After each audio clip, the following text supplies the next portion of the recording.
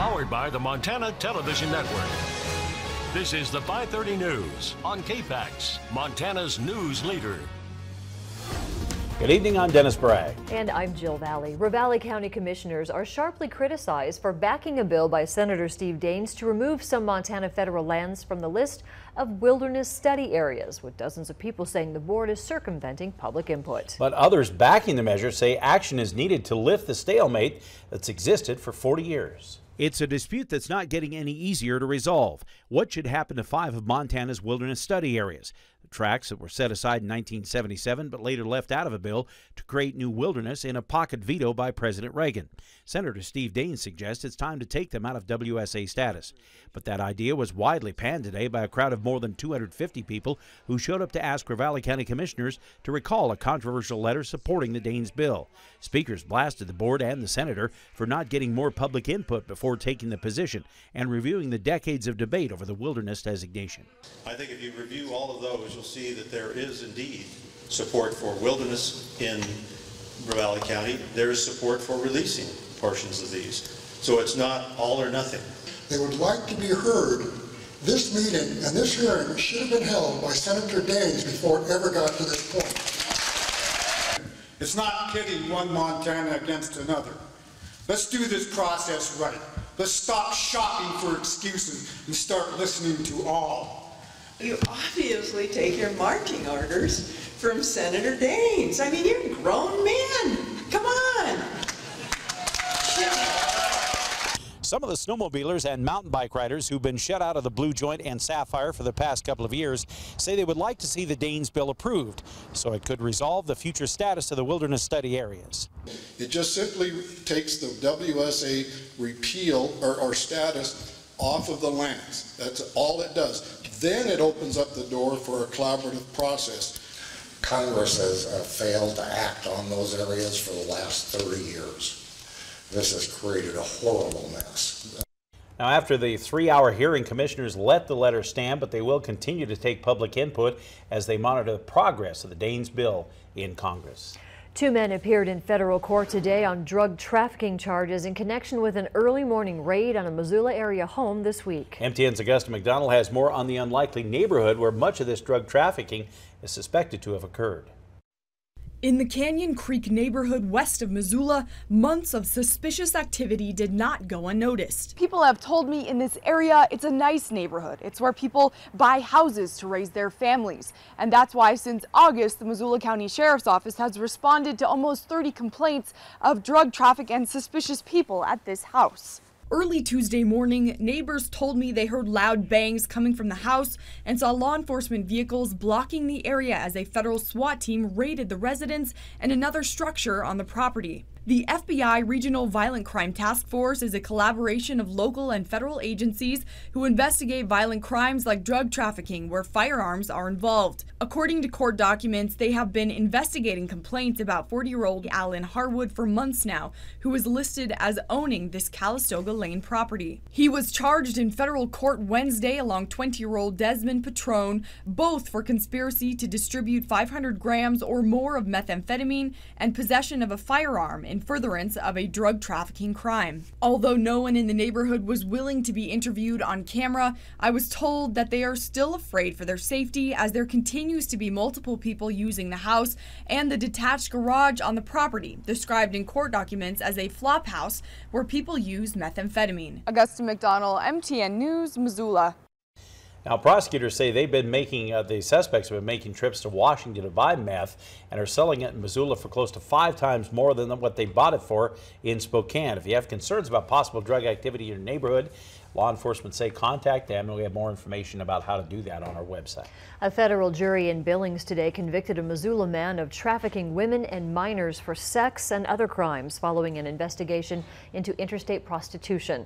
The panel found 35-year-old Terrence Edwards guilty on all 10 counts against him. The jury deliberated for about 4 hours over the course of 2 days before reaching the verdicts this morning. The trial lasted 8 days. Now, this man faces a minimum mandatory 15 years to life in prison and $250,000 in fines on the sex trafficking crimes alone. Edwards will be sentenced on June 21st. The father of 3 missing boys in the Michigan area says the bones found in Missoula this fall are not the remains of his children.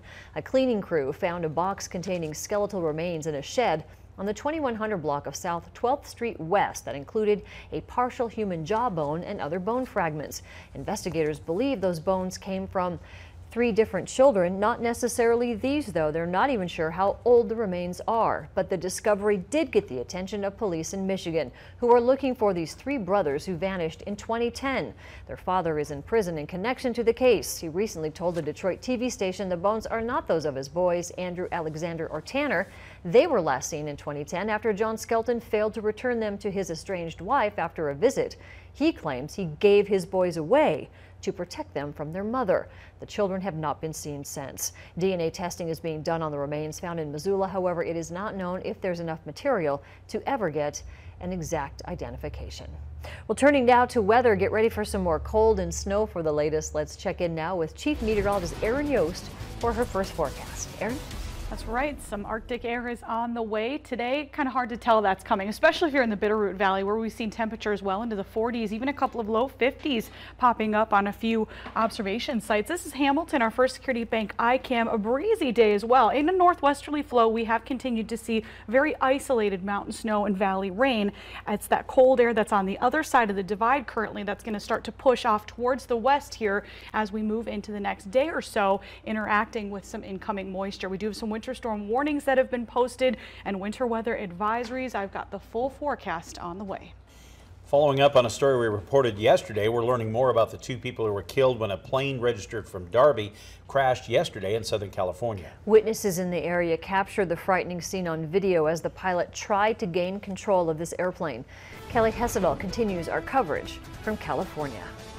We just saw a plane go down about 3/4 mile northwest of our airport. Oh, there he is. Oh! Oh! Oh! There he is! Cell phone video captured just moments before a small airplane crashed into a construction yard near Gillespie Field around 7 a.m. He's going down. He's going down. He is in trouble. The Cessna 182 hit the ground, killing the 2 people inside. The pilot, Dr. John Longhurst, and the passenger, his wife Cheryl. They own homes in both Orange County and in Montana. Dr. Longhurst worked at UC Irvine Health. Here's video of him posted on YouTube back in 2011. The second part of our mission statement is education. And with education, it can be for medical students, it can be for practitioners, or for the public. We're told the couple would often visit San Diego to see their son Christopher, a doctor employed at UC San Diego Health. Also on board the plane, their 2 dogs, Australian Shepherds. They were taken to a nearby animal hospital. One survived. Sadly, the other did not. Christopher arrived here today to claim them. It was starting to come down towards us, so Zach was screaming, so I pulled over, and then it swerved off over there. Alexis and Zachary Hill were on their way to school when the plane swerved by their car. It looked like it was coming right at us. They pulled over. I turned off my car and I started running, and he called 911. Witnesses told the Santee Fire Department they heard the engine throttling. Fire Chief Richard Smith says the plane lost power as it was traveling eastbound. A couple witnesses that I did talk to mentioned that it looked like the plane had circled and was attempting to get back to the airport. Tonight, loved ones heartbroken over this tragedy. What happened? Tough for those who saw it unfold. It was really frightening to see it all happen in just that slight moment and nobody make it. The National Transportation Safety Board is now investigating this crash. Imagine taking a psychedelic drug to start the day, a small portion of LSD, in fact.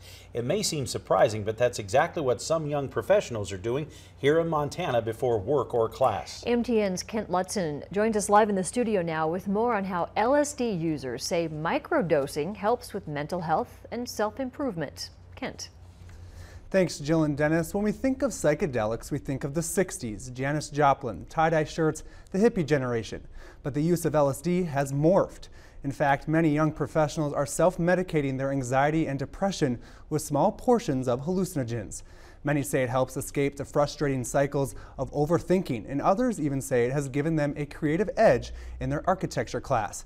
But are these young professionals doing themselves more harm than good? Dr. Munjal from Providence St. Patrick Hospital says there is many dangerous side effects with psychedelia. However, he also said there is some promising research that shows illegal drugs could have some positive benefits. There's been some recent research on LSD again, so the FDA has started to reapprove studies. Some of those studies are showing promising results. So some of the more recent studies have focused on depression and anxiety in cancer patients, people with terminal diseases, where the long-term risks we're not as worried about. And there have been some really good results. So I think that there's potential for therapeutic benefit. Coming up tonight at 10, I go on special assignment and dive deeper into the new research, the dangerous side effects of microdosing, and I even sat down with a user who showed me how he portions out his LSD. I'm really excited about it, and I'm excited to show you and everyone else. Jill and Dennis. All right, thank you. What an incredible story here in Missoula. This is happening. All right, thanks, Kent. Coming up next, some parts of our area will see heavy snow and some pretty challenging travel conditions. Aaron has more on our winter weather. And Governor Steve Bullock shares his to-do list for the rest of his final term in office. Stay with us here on MTN.